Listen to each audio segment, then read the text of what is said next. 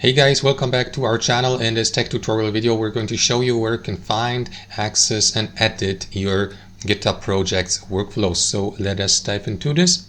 Head over to your repository and your project on GitHub and you will see the workflow button in the top right corner next to the insights button.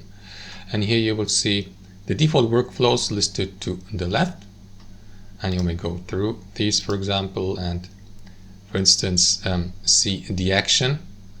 And that also the connection between these actions. For example, then we add set value when an item is added to the project depending on the given action.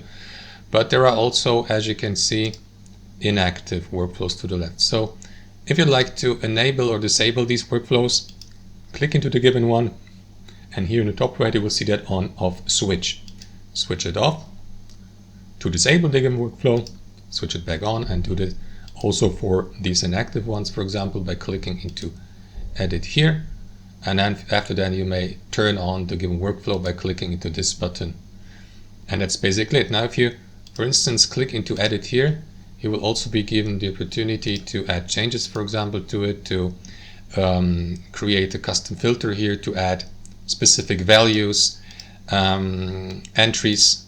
It pretty much depends on the type of workflow you would like to create, for example, for auto archiving items. So in this case here it would be issue is close, and then we get updated, and then we got the date here. So for example,